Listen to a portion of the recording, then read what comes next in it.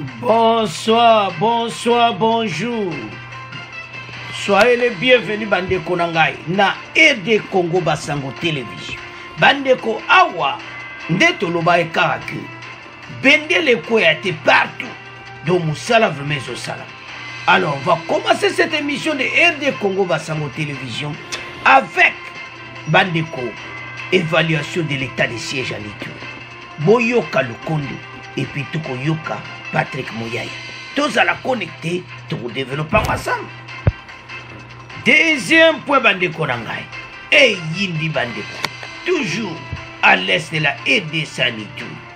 Bandeko, 10 combattants ADF tués à Kambaï dans une offensive de l'armée. Fade Sazo Salamoussala Bandeko. Yango toujours bende le koyate. Alors, tous à la connecter, tout développement ensemble. Troisième point Bandeko Nangai.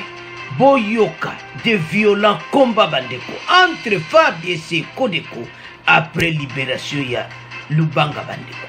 Kodeko bakomona sikoma kamuna bango. Bandeko toko négocier na bango na te. Bango ne batika minduki alo Bandeko Nangai za moto na place yo. Toko diviser ngwande et puis on va parler encore. Message à Thomas Lubanga avant de quitter Goma pour Kinshasa.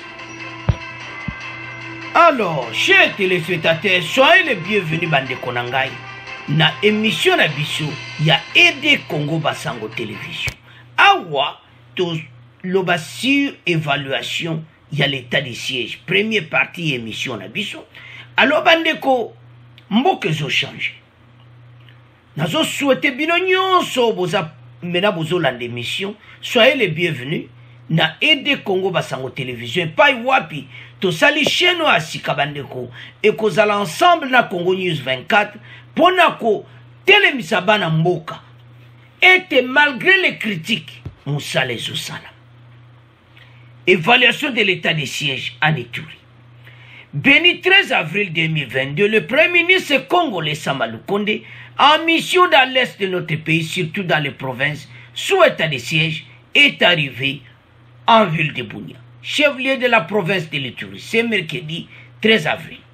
À son arrivée à l'aéroport national de Murongo, de Bunia, le Premier ministre congolais a été accueilli au pied de l'avion par le gouverneur militaire de l'Ituri, le lieutenant général Luboya Kachama, Johnny, et des membres du comité provincial de sécurité. Arrivé ne ba yambaki Bandeko na Bunia, boyebke azalaki tolobaki na mission passée azalaki na Goma mena azana Bunia. Alors à partir de Bunia, abani peut évaluer les choses. Le porte-parole du gouvernement, membre de cette délégation, s'est confié à la presse. Explique que la mission du Premier ministre dans cette province s'inscrit dans le cadre de la réévaluation de l'état de siège décrété depuis près d'une année maintenant. Patrick Mouyaya a dit micro, Bokoyo Katokoche la bino bango, balobi était arrivé na yi, na Ituri. Et ça li pona ko évaluer Moussa les Osala. Bandeko, malgré les hauts et les bas, Bandeko, baso ça l'effort. Parce que le état de siège est belé, baso lingarango pour le intérêt na bango, baso marqué, ben intérêt na bango est koufi. Mais, bende le quoi te faire de ça zo continue kuna. Alors, ça m'a le code à l'obi, mais autre yokaki, yémo comme na terrain, à mon qu'il y a des avancées. Travail zo salama, bande ko loko zepa na biso. Tozolo mabe mingi. Bolamu ezaka amuki. Pona mboka na biso moko. Yango to éveillé ba Congolais nyonso. Ete gouvernement oyo bazo travail. Mais biso sikoyo to pesa bango confiance. Bandeko Moussala Sama Lukonde à l'est ezako progresser. Alors Toyo Kaye na Patrick Mouyaya bon to continuer mission na biso. Évaluer l'état de siège en Ituri en vue de prendre des dispositions nécessaires pour la restauration de l'autorité de l'État dans cette province. C'est l'objectif de la visite à Bunia hier mercredi du Premier ministre Sama Lukonde. Au cours d'une réunion élargie aux parlementaires de l'Ituri, le chef du gouvernement congolais a réaffirmé la volonté de la RDC d'exécuter rapidement le projet de développement de 145 territoires que compte le pays. Martial Kizabiamungu, qui a couvert cette visite, nous fait le point. Le Premier ministre, accompagné d'une forte délégation composée de 8 ministres, a échangé avec les parlementaires sur la situation sécuritaire qui prévaut à l'Ituri en cette période de l'état de siège, dans le but d'évaluer les avancées dans ces secteurs et les défis à relever en vue de restaurer la paix dans cette province. Selon le ministre de la Communication et porte-parole du gouvernement, Patrick Mouyaya, cette mission s'inscrit dans le cadre de l'amélioration de la situation sécuritaire. D'abord, c'est une marque de solidarité et de compassion parce que la population de l'Ituri est meurtrie depuis bien longtemps par ce qui se passe, mais c'est aussi démontrer que le gouvernement reste engagé et déterminé à contribuer à utiliser tous les moyens pour le retour de la paix effective dans cette partie du pays. Pour la majorité des parlementaires de l'Ituri, on doit redéfinir le système sécuritaire dans cette province. Ces élus font allusion au changement des responsables de toutes les unités engagées dans les opérations. Selon eux, c'est la cause de certaines faiblesses observées dans la lutte contre les groupes armés pendant cette période exceptionnelle. Sama Lukonde a aussi abordé la question de l'application du projet du gouvernement des 145 territoires dont l'Ituri est concerné. Bunia, Martial. Bandeko, peuple oya souffrir mingi. Bazana besoin makambo tout esila. Makamba wa groupe armé nyonso ezalati. Tokoma na kimi à l'est. C'est ça objectif au Bazana. Le porte-parole du gouvernement, membre de cette délégation, qui s'est confié à la presse, explique que la mission du Premier ministre dans cette province s'inscrit dans le cadre de la réévaluation de l'état de siège décrété depuis près d'une année. Yamoto Sabandeko, o nyonso bazana Ituri. Gouvernement baza simanabino. Fade sa simanabino. Boye ba ete musala oyo armé baza ko sala. Population foboza simanaba. Donc tous un espoir était travail oyo et kokende liboso pe ma kimi kokota peuple a souffrir ya mingi. Donc trop c'est trop. Donc soko tali au mona comment peuple wana a souffrir mingi. Alors gouvernement yi azomona ke musala quand même il y a des avancées. Donc musala les a quoi avancer. C'est pour cela que Sama Lukonde équipe de Mobimba, Bendele Koyate, était esta RDC et ça vraiment pacification moko salama parce que ba peuple wana kufi mingi. Ba Patrick Mouyaya ba vivre yango bazomona vraiment que peuple azo souffrir. Alors Sama Lukonde a salaki conférence de presse.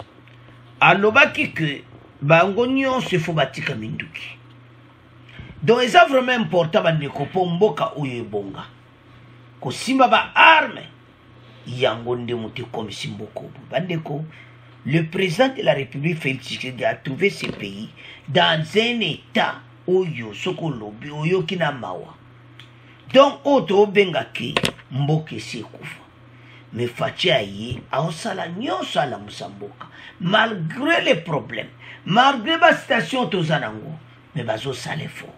Yango bandeko, biso nyonso sima FARDC, Bendele Ekoyate, alors Sama Lukonde a exhorté la population, a exhorté ki bango nyonso mais a beta ki sete. Et ba groupe armé, il faut ba comment na point que ba comprendre que o bazo sale sama be ba tika mendoki. C'est sa mission naie avant de quitter Ituri.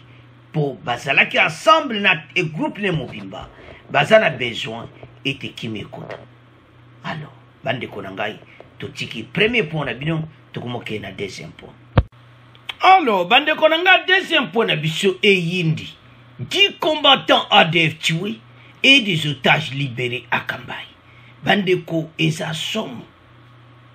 Donc ba mort ya kosakana te na côté ya ADF 10 et puis ba libérer pe botage bandeko travail zo salama na l'heure oyo biso ba congolais makambo ebele tozo yebate mais kuna na terrain il y a des avancées. 10 rebelles ont été tués dans une offensive des forces armées de la République démocratique du Congo mardi 12 avril au village Kandoyi, situé à 11 km de Komanda, sur l'axe Mombasa-Bandeko. Donc, village Oyo, Bandeko, donc Oyo Kapenake, Bitumba Kosaka Anamote. C'est-à-dire, Bango na place wana comme qui place na Bango. Vous avez. Alors, il faut qu'on déloge Bango. Des sous-sécurités rapportent que certains, c'était après 2 jours de combat intense entre l'armée et les rebelles ADF. Lundi 11 avril, on lancé cette offensive pour empêcher l'avancée de l'ADF qui voulait se réorganiser dans la forêt. Après avoir été pourchassé par les FARDC au village Oiza à côté Nango, Shaori Moya, le week-end dernier. Le village Kandoyi et ses périphéries sont en séjour libérés des ADF. Rassure le commandant des opérations FARDC à commandant le général Joseph Mukisa. Bandeko, d'abord opération commandement nyonso ba changer kiam. Alors, botala musala oyo ezo salama. ADF azan débandade pour le moment. ADF bazon luke pa wapa okene bandeko soko tali travaux baza ko sala. Il faut tondima. Bandeko notre armée baye musala. Et là ka toloba ki moi ba défense ça que utami pa ba leader na ba. Bato baza en tête moko ba bebisaka. Pona bentere na bango ndenge toyokaka chaque fois ba message bimaka mais o batali musala armée tozana vraie armée tolandaki ndenge Thomas Lubanga lobaki ke FARDC tozana armée yemo Thomas Lubanga mondeba ya kolongola yi na maboko akudiko mais tozana na point parce que ça somme dans cette émission.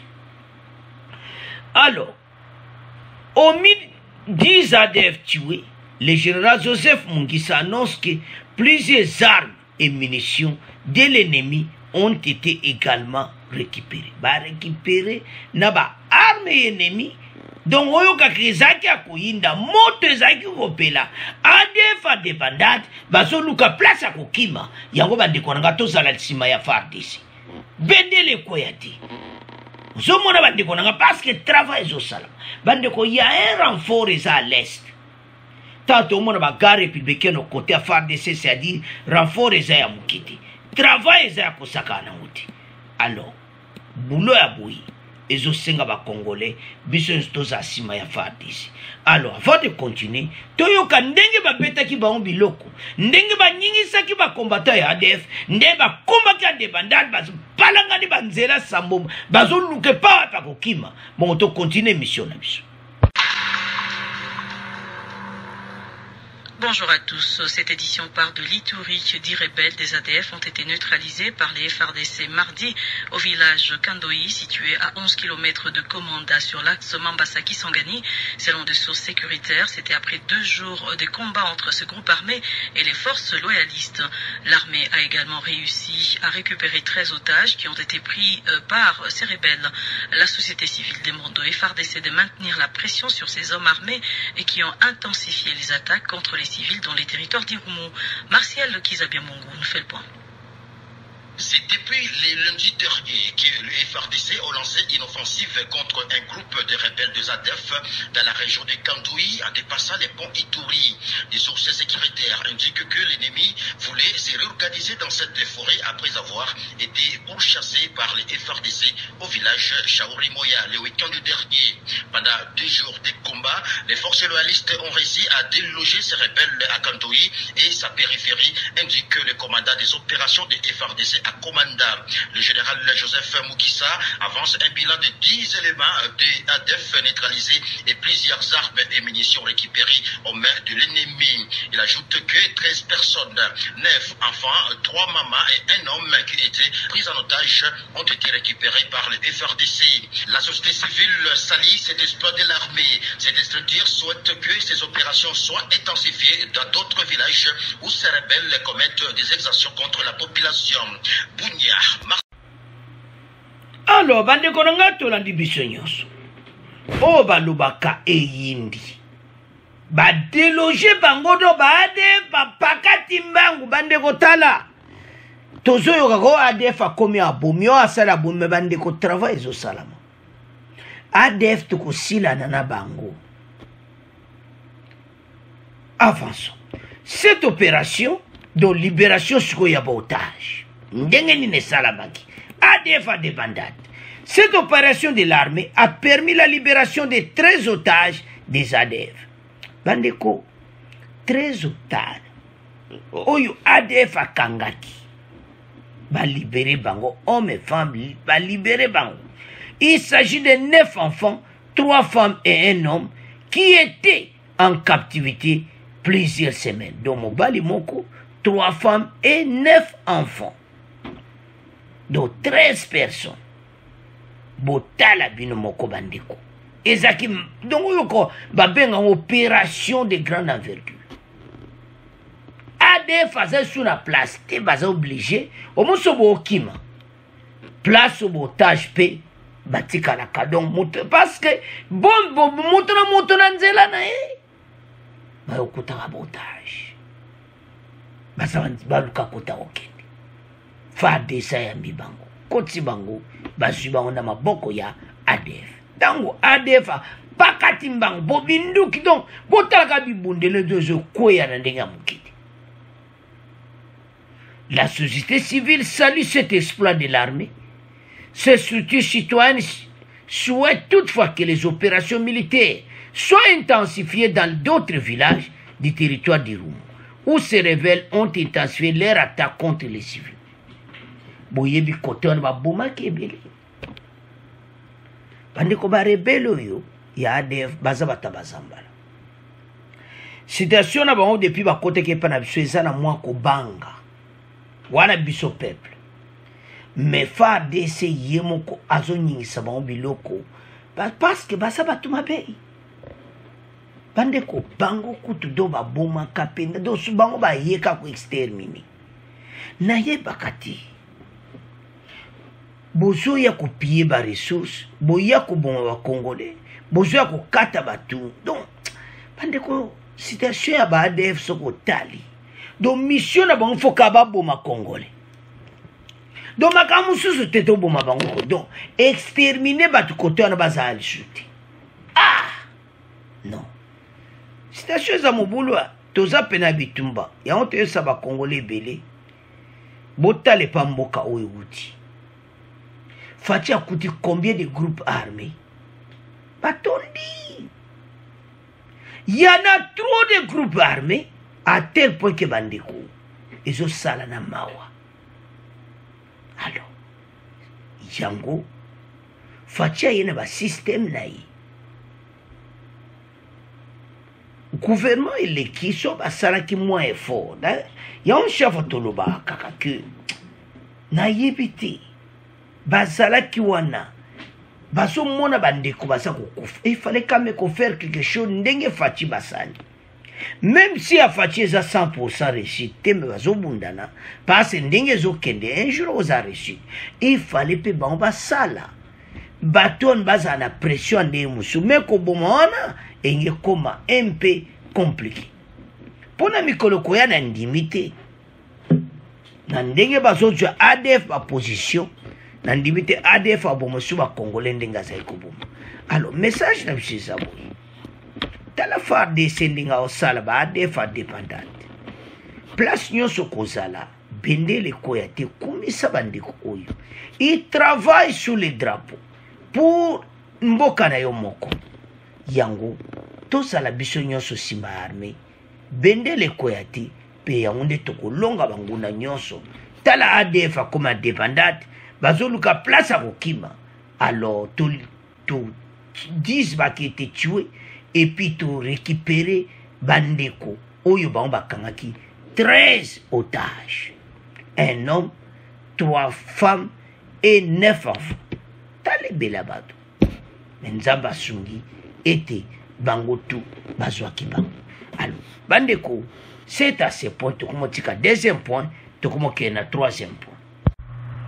Alors bandeko awa tokodivisa ngwandu tokolobana na komba oya kosakana muti bandeko après libération ya Thomas Lubanga et comme tamena ya ko en finir na kodiko bandeko ya kosakana te babomi bango 11 tué donc ozoka somo.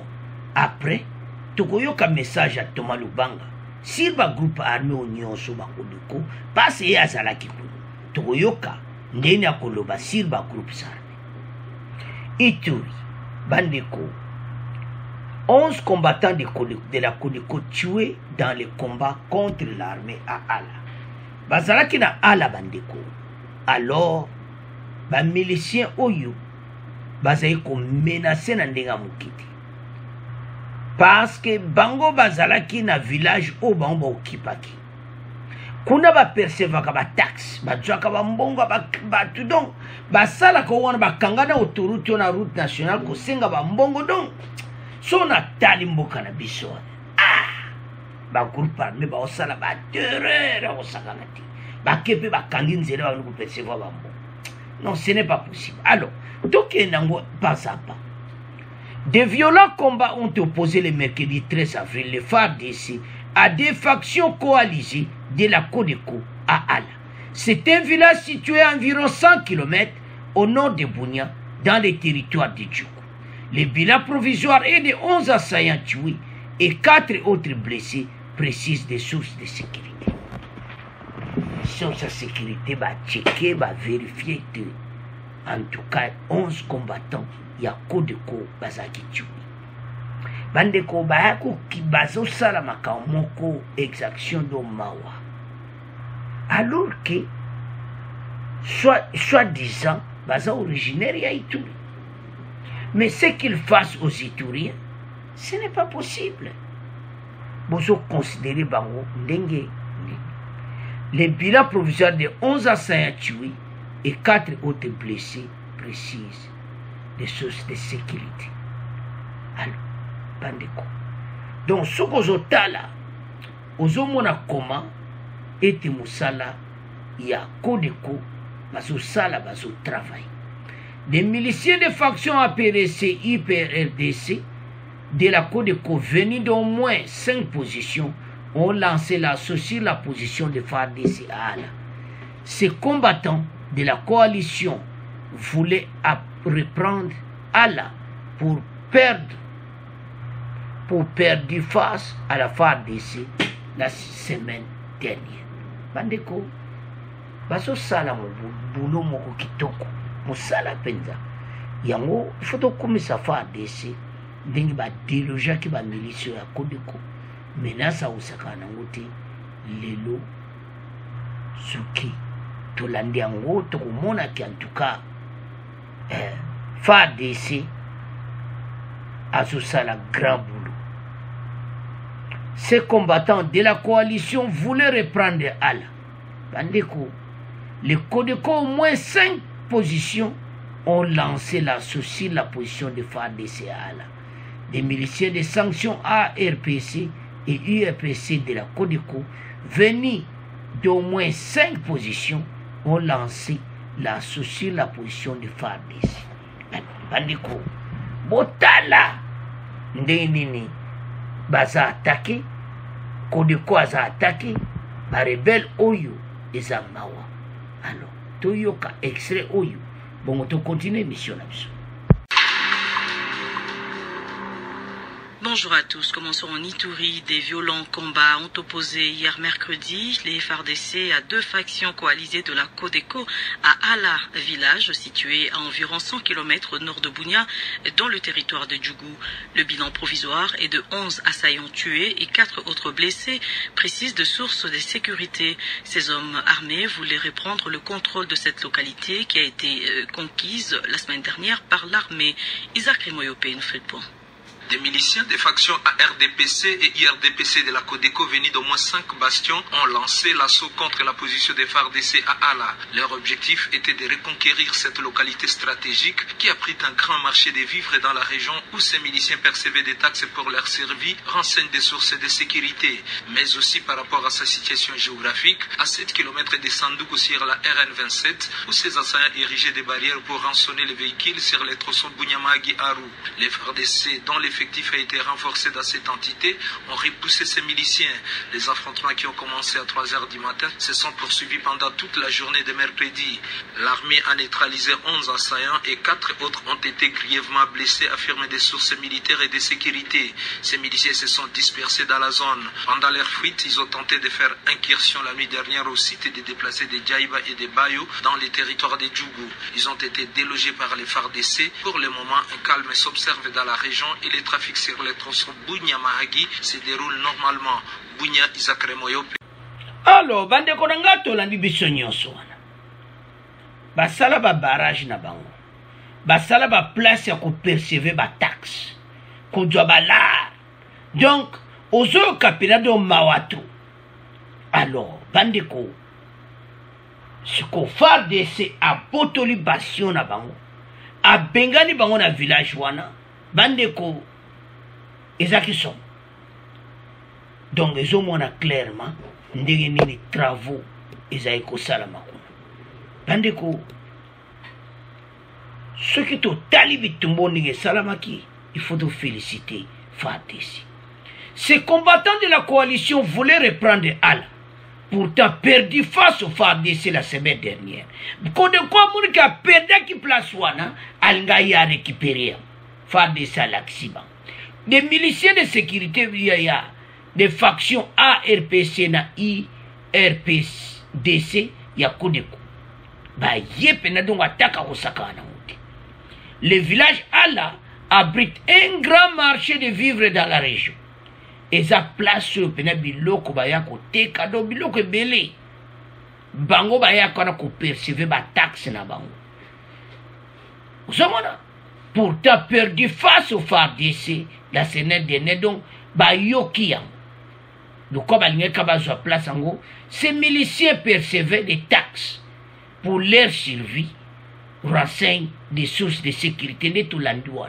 C'est-à-dire ba commission local la pays na bango Codeco donc place wana donc ba commission local région mo bango ba boto la Codeco bango moko gouvernement bazo ba taxe na bango bazo percevoir ko tungsa batu car avec les cas donc ozo mona donc des tracassions botala ba problème sur le canal est un groupe ba milice comme Codeco baza deux factions ba sangana alors basaga nini babendaka balare pa peuple donc bamba kambele basalaka mususu de même kota bilanga pesa mbo mais bande kona bango moko ya Ituri alors biloko tout à otala pa mboke wuti la RDC wuti na côté mondo so talia mboka na biso mais nzamba kosunga mboka oyo.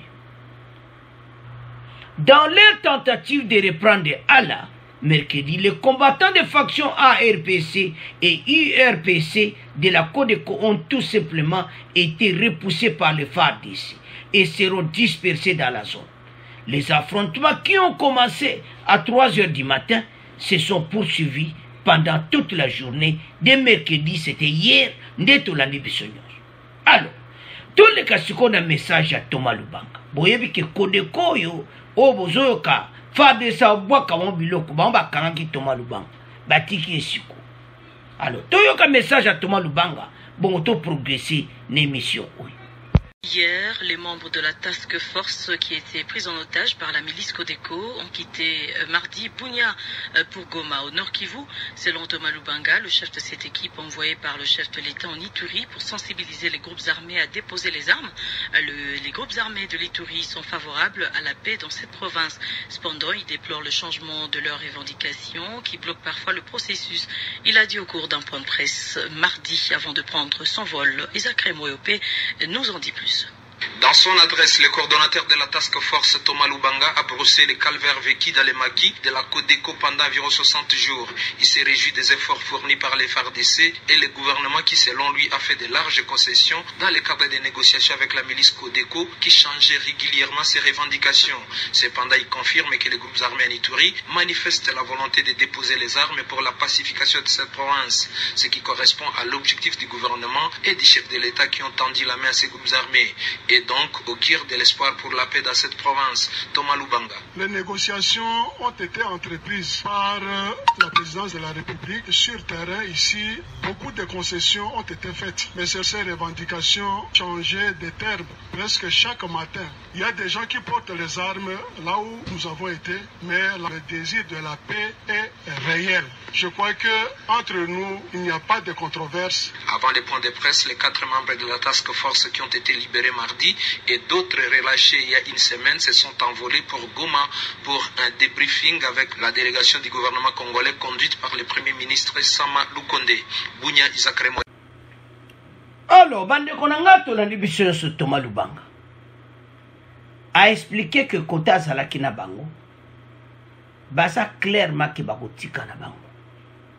Donc oyo nyonso bisala sa bazo sala ezo mwana clairement ki bakotika minduki. Bandeko Codeco bango nyonso ba groupe wana baza na posa batika. Baza vraiment na posa ke vraiment batiki minduki. Parce que ne baza na maye na bango esi. Message wana pesinde bozo mona na photo wana avant yazo avion na yepo azadia na kinde to loba. Donc avant zo avion a pesi message wana c'était hier. Donc tant azo pesa message wana bandeko azo expliquer comment ba groupe oyo baza vraiment na posa kotika. Donc il y a aussi ce total. Peut-être il y a aussi des influences. L'influence ezali komonana yango zomona ke bazo sala impa ngozo sala lokole zozonga sima. Meto yebiete na ndenge makambo ezokende situation yokozala avancé. Bandeko ya vivre na bango na zamba amoni penda lubi awa nzoka ndebo do amoni penda no nakata zamba do lokito donc ndenge makambo ezosala. Alors yaya ndeka siko sonde bomona na pied avion a jimba mon vol Kinshasa azaki na place moko mabe a féliciter FARDC na ndenga mokete na ndenge babimisaka bande ko place azalaki alobi toza na vraie armée abi il faut to betela bango maboko l'air nyonso pour place ya zaki zani ba difficulté. Alors tozonga na ba groupe armé oyo ba Codeco nyonso nde tolandi Thomas Lubanga basape na posa kotika minduki eloko nini zo pousser bon va continuer ba revendication. C'est-à-dire il y a des tireurs de ficelles oyo il faut gouvernement a épingler batouana pour bao bazo tirer ba ficelle batika. Bande ko tozana espoir ete makambo eko changer. Tozana espoir ete bendele kokoyati. Makama minene ko sala babande ko nangai. Melo to senga. Tozala biso nyonso ensemble. Eza bato po bana po makambo ekeli boso. Mais oh tout au lac ça exploit oh yo musala zo sala mana c'est parce que soko la libre information mususu Hermosona la nabi est-ce que boy peuple a comprendre ndeni peuple a mona kaki boulot penezo sala mate donc kuna pena musala ezate alors que bazo travailler faire des autres bonde basali kodeko ba déloger en place baza bazo percevoir ba taxe illégale pa ya peuple bazo menacer peuple mais botala travaux anezo senga biso to betela bango maboko mais nana ko betela bango maboko biso solingo beta maboko mutu musu azo sepela te non andeko tala travail ezo salama donc FARDC bendele koyate musala et continue ete mboka oyo ezala libéré totalement na maboko ya boyo nyonso oyo batelemelaki mboka oyo basali makambo mabe mingi na kati ya mboka ekome temps oyo bato na bazala déloger alors toza na espoir ete tokontinue nde tolandi wana biso nyonso tolandi Patrick Moya tolandi Sama Lukonde tolandi mosala pena nde yosama tolandi batoma lubanga to tozomona ke avancement ezali na kati ya terrain donc bakritike oyo tozoyoka bandeko totiango mopanzi na motu na biso toyebaka ke bendele ekoya te FARDC azosala bulo mpe yango wana ekokea liboso bandeko na nga bokontinue kosabone na bachaine bopartage parce que eza biso kaka Congo News 24 eyobimisa chaîne ya mibale donc ndenge ozoyoka nga moko nazali awa donc chaîne na biso pene ya mibale parce que makambo eza ebele tokosangisa yango te na émission moko ya Congo News 24 eza molai tomonaki ezala deux chaînes parce que masolo mosusu awa ya vrai nde tolandi wana na bapreuve nde ka tosalaka alors mosala continue kitoko te bo continue kotia biso confiance bo abonner massivement bo partager RD Congo Basango télévision bendele koyati donc avancement kitoko c'est à ce point tukumotika bino au revoir à la prochaine.